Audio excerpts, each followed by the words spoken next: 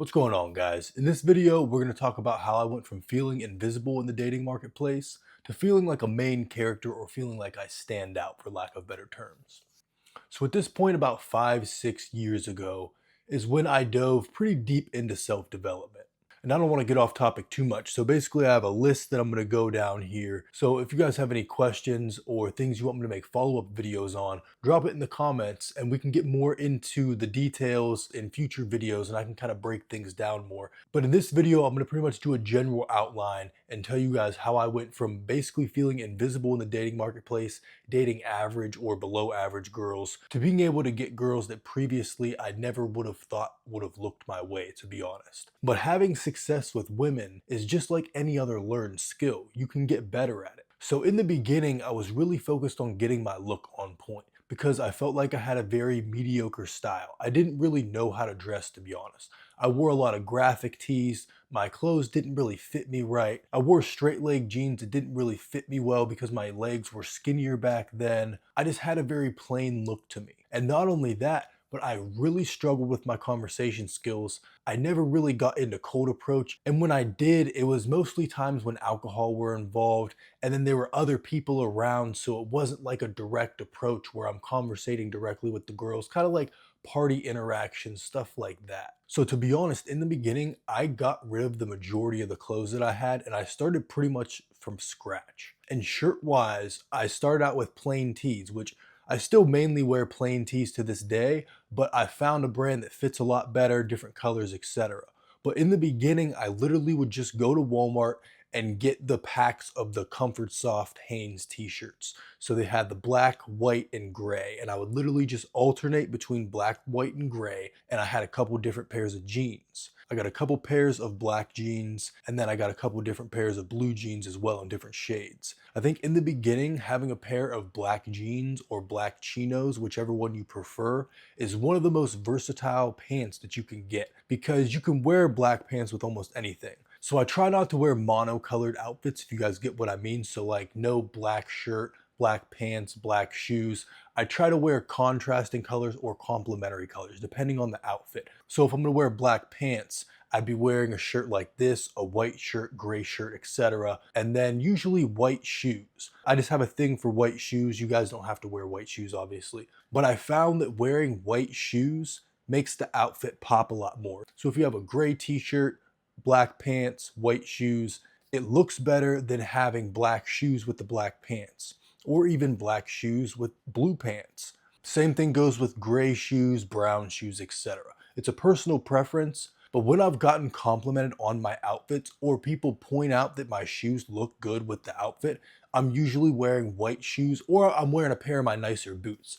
But usually if it's a pair of shoes, in the beginning, that's really all I was wearing. I was wearing Air Force Ones and then I got a pair of Thursday sneakers and I was really just wearing white shoes. I would replace them as needed. It wasn't until I got more into dressier clothes, more mature style clothes that I could wear out on like dinner dates, to events, stuff like that, that I started getting into boots, etc. But to be honest, in the beginning when I was going out learning cold approach, my fashion was very basic. I just made sure the stuff fit me right. I think that's the most important thing that a lot of people overlook. And that's why it's so important to get in shape and get your fitness on point, because if you're wearing clothes that fit you good, it's going to accentuate the fact that you're in shape. But if you're wearing clothes that fit you good and you're not in shape, it's just accentuating the fact that you're not in shape. You understand what I'm saying? So in the beginning, I wouldn't overthink the wardrobe, to be honest. Just try to find clothes that fit you well. And we can go more in depth with fashion in other videos. So whether you're ordering clothes online or you're going to the store to get them, it doesn't really matter. But get some fresh clothes and then you need to find a barber. If you don't already have somewhere to get a good haircut, and I'm not talking about going to Great Clips, guys. You want to be able to get something that looks good, a nice fade, etc., to where it actually looks like you're putting effort into the way that you look, guys. And I've lived in a few different areas, and how I've always found barbers, guys, is Instagram. If you go to Instagram and hashtag barbers of whatever city that you're in, you're gonna see posts from barbers then. Or you can go on the Booksy app, depending on where you're at, but that's what I use now. And you can search barbers that are near you right on the Booksy app, book your appointment on there, everything. It just depends on what you prefer. I'm sure you could use TikTok and do a similar thing. You could use the search thing and search barbers in whatever city that you're in, or you could use the hashtag barbers of whatever. But the reason why I'm recommending Booksy, TikTok, or Instagram is because you can see their work before you go there. You can look at the photos, you can look at videos, and make sure that they do a good job so you don't go there and get a bad haircut. There's plenty of barbers that don't do a good job. It may take you a couple different places to find a barber that you really like the way they cut your hair. And not only that, but a barber that you vibe with, because it should be a good experience going to the barber. You should get along with the person. It should be a cool experience. You shouldn't have like negative energy or anything like that going to the barber. It should be an enjoyable experience where you leave in a better mood. You know what I'm saying? So make sure you guys are keeping your facial grooming on point in between haircuts. Try to get a haircut every 10 to 14 days, guys. Keep your haircuts on point, because the thing is, just because you're looking fresh one week, if you let the shit grow out and then you're not looking fresh, the same people are seeing you in the same environments if you're going out routinely. So it doesn't really matter that you were fresh before. It matters that you're not keeping up with it. So the consistency of grooming yourself properly, presenting yourself in a respectable way, goes a lot farther than a lot of people realize. And I want to say, for anyone who goes out and is new to cold approach and may be discouraged from getting rejected, there were plenty of times, guys, when I went out and I spent hours trying to cold approach and I went home with 0 numbers. And then there were also plenty of nights where I maybe got a couple numbers, but then got no text back the next day. Guys, it's okay. Rejection is something you learn how to deal with over time, and you realize it doesn't actually change anything about you.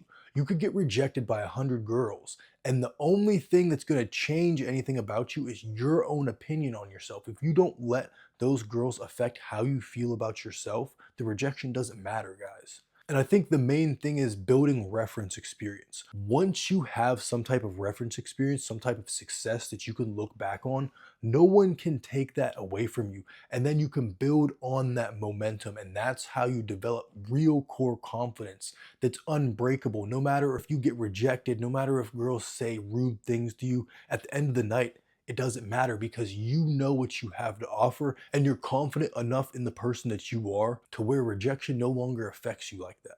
Now, if you guys notice, I haven't mentioned the gym at all, because in the beginning, the gym is going to give you the slowest results. I'll be honest, I'm obviously all for the gym. You should already be going to the gym and working on your fitness. But what I'm saying is, the gym is not overnight results. The gym's not instantaneous. You can go to a barber, you can get new clothes, etc., and have an instantaneous, well, nearly instantaneous improvement in the way you view yourself and other people view you.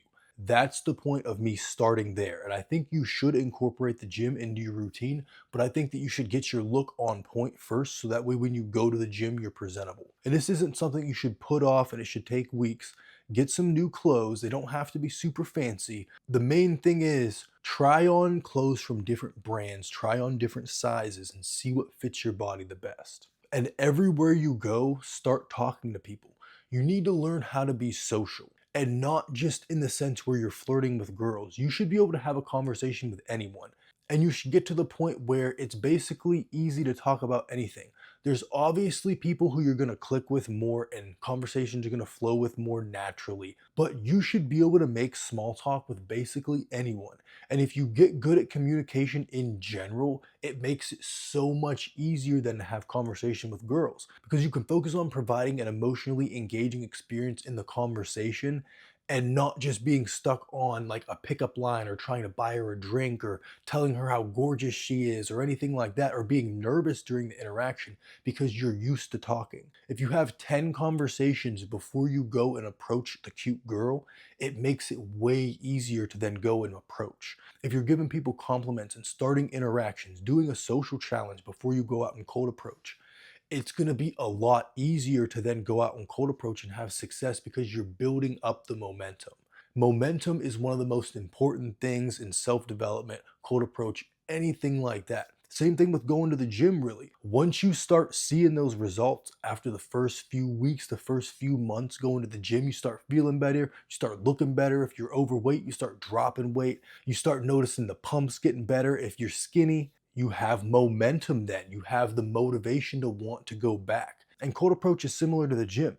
In the beginning, you may not see the results for a little while. It's going to take some practice. It's going to take going back out. It's going to take showing up to do the cold approach and being social when you don't necessarily want to, but that's part of the learning experience.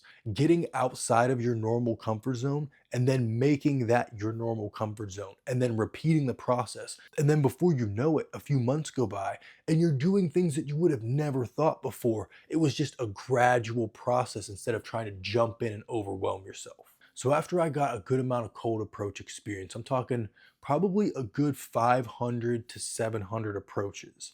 I started working on my social skills with security guards and bouncers because if you're going out doing night game pretty consistently, some spots just have long lines. And if you can be the guy that skips the line, it not only makes you look cool to everybody else, but it just saves time obviously standing in a line.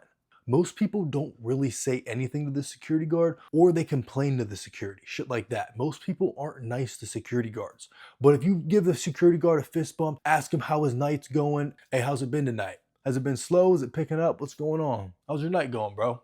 Or if there's something that you notice about him to get a conversation going and build some type of rapport, some type of friendship. Like, hey, bro, I like the tattoo. Hey, bro, you looking jacked, man. I'm trying to get like you. Hey, bro, I like the chain. That's hard. Anything like that, most people are ignoring the security guards. And if you can become friends with the security guard, not only does that make you look good to the other people around, but yet again, you get to skip the line. If there's any type of issue that goes down with girls saying that you're in there approaching and whatnot, the security guard knows that you're cool and you kind of got somebody to vouch for you, especially if the security guard sees you leaving with cute girls. You know what I'm saying? Coming back, approaching girls, and then you're leaving with them, not just getting rejected the whole night. So once you get better at socializing, better at cold approach, there's other advantages that come along with it. But I'll be honest, in the beginning, I didn't do much day game.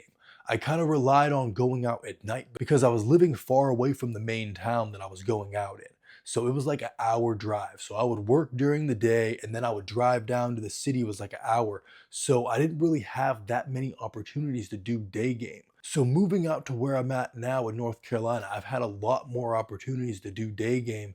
And that's something that I've been enjoying a lot more because to be honest, I think the club stuff gets burnout. I enjoy doing it for content and stuff like that. I enjoy showing you guys how to go out and have success, how to build some type of reference experience so you can have confidence approaching in other areas as well. Because I think for a lot of people, it's easier to do night game because of the amount of people that are around and the amount of overstimulation that's going on. No one's really paying that much attention if you're approaching girls in a loud venue, in bars, clubs, etc.